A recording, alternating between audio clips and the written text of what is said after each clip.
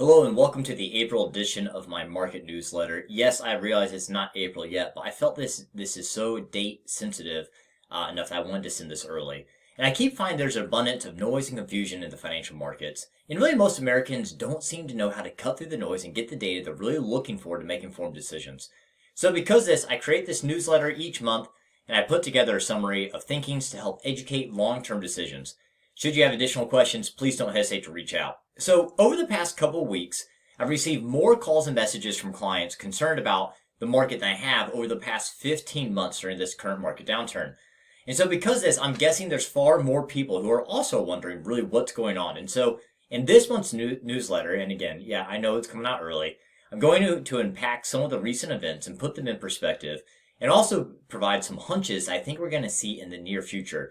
And no, I do not see this environment that we're in currently being the same as the 2007-2009 financial recession. It certainly does appear that the conditions are entirely different. Now, we all know that Silicon Valley Bank, SVB, failed earlier this month. But what you may not realize is that their balance sheet was actually really pretty normal. Now, yes, they did cater to a heavy tech crowd. Yes, they did take on LP, limited partnership positions with some of these tech startups. Yes, the Fed was aware this bank was in trouble, and yes, 97% of the deposits were also over the FDIC insured limit. A lot of this data is taken from this New York Times article that you can see here on your screen. Now, even with all these types of odd data points, the fundamental issue here is what the Fed has done with interest rates and how it's impacted one of the most common investments on a bank's balance sheet, which is government debt. So I want to help set the stage here and lay out three easy to read charts. And so the first one is going to be looking at new deposits. Now, we all likely remember COVID, and when we all received these direct payments, or I should say the vast majority of us received direct payments from the government, and these direct payments, for the most part, went directly into bank accounts. And so when these new dollars came into bank accounts, well, banks did exactly what banks do, and they most likely bought government bonds, especially when there's very little lending activity. And so they had to put this money to work, or they wanted to put this money to work. And really one of the most common places is government debt. And so as you can see on this chart, when the new deposits hit, the Fed funds rate was almost at zero.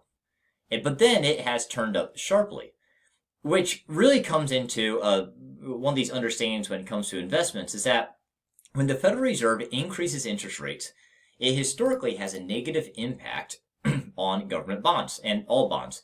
And so because of this, the bonds that SVB, or any bank really, probably bought during COVID were very likely to be valued at less than what they bought them for. And so this chart, as you can see now, is looking at the Barclays U.S. Treasury Index for the 1 to 3 year, 5 to 7, 10 to 20, and 20 year plus.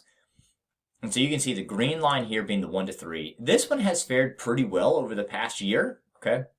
The 5 to 7 year, though, is down 3%. The 10 to 20 year is down 11.49, and then the 20 year plus is down 15%. And so you can see the longer duration, which means years, like 20 year plus, the more impact there has been. Now, unfortunately, this isn't just SVB that's been impacted. And my guess, the vast majority, if not all banks, have been impacted because of this. And so the Federal Reserve, because of what's happening currently, created a new program called the Bank Term Funding Program, the BTFP. And the BTFP, as you can see some data here on your slide now. But as I read it, the BTFP allows banks and other eligible institutions to borrow the difference between what they originally bought at the Fed, so a government bond, and what the value is today, just like we saw how the values were less. This loan is only good for 1 year, which then begs the question, well, how will these banks actually pay back the loan in a year's time? Because just as bond values historically go down when interest rates rise, bond values historically go up when interest rates fall. So my guess is that the Fed is already planning on reducing interest rates. And more guessing here, but I think that they'll at least reduce the interest rates enough for the bond values to cover at least to be able to cover the loan taken. And this provides banks and other, the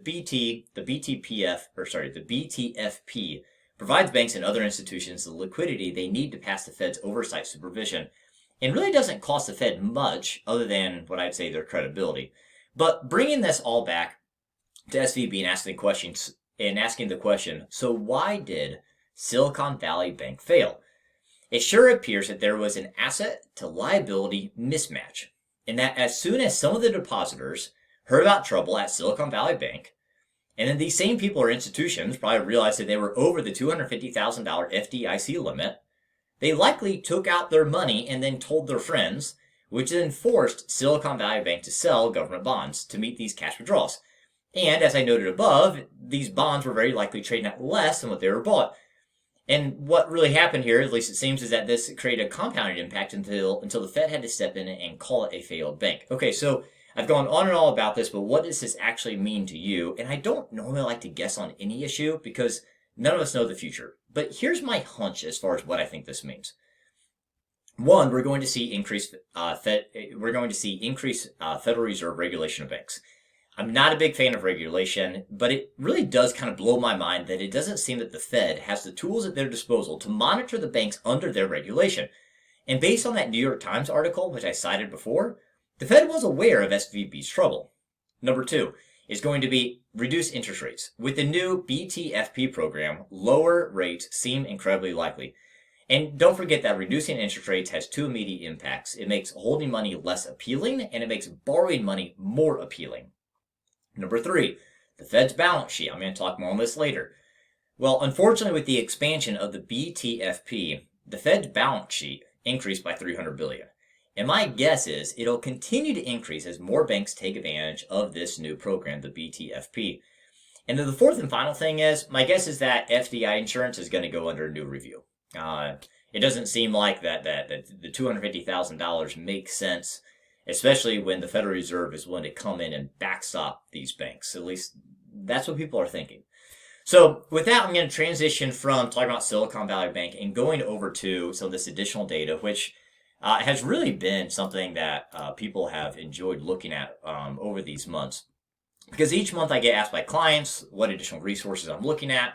And by looking at this data, please hear me, I'm not trying to predict anything whatsoever.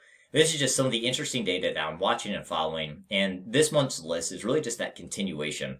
And it is something interesting I'm still holding on to. We'll continue to find out if I'm right. It'll take another 12 to 24 months on this. But it sure continues to look like that the low we experienced on October 13th, 2022 was the low that we're going to have during this market cycle. And since that period of time, the markets are up close to 11%. But the first big data point is going to be looking at inflation reading. And the trend continues, of falling inflation. The peak here was March 2022. And it's just great to be able to continue to see this reducing inflation report. The next one is probably my favorite chart, looking at money supply and inflation. The black line is money supply. You can see this peak with COVID, and then this dramatic reduction and even negative here. And I've been talking about this for over a year now, and my thought is that inflation is tied to M2. And we won't know if I'm right or wrong for another year or so, but it sure looks like, I may be right on this. Because we can see the red line inflation continue to drop as well. Now, the next update on M2 isn't scheduled to come out for darn close to a month, April 25th. So we'll see how that works out. The next data point is going to be looking at the break-even inflation rate. This break-even inflation rate continues just to whittle down, right? Just come down little by little. And if we look down here at this very bottom chart, you can see ever so slightly 2005, 2010, 2015. And when we look at the total length of this chart, it looks like, gosh darn, we're getting sure close to the long-term average as far as where inflation has been over a longer period of time. Now, the chart that I'm not super excited about is this one here. It's the Federal Reserve balance sheet. As I talked about before, the balance sheet was coming down ever so nicely. In fact, the Fed was following through incredibly well on what they said in May of 2022 of reducing the balance sheet at close to $50 billion per month, and then accelerating this reduction to close to $95 billion per month, which is just great. But then we see this spike of about $300 billion. This is that new lending program, the BTFP. My guess is that the balance sheet is going to increase as this new money continues to be expanded to other institutions. Okay, so with that said, that gets us to the end of the newsletter. And of course, in closing, we can never control what the market does from here, and we cannot predict when the next market downturn will occur. But what we can control is going to be our response to these outside events. And my encouragement is going to stick to your long-term investment and financial planning strategy. Should you have any questions whatsoever, don't hesitate to reach out. I hope you're well and talk to you soon.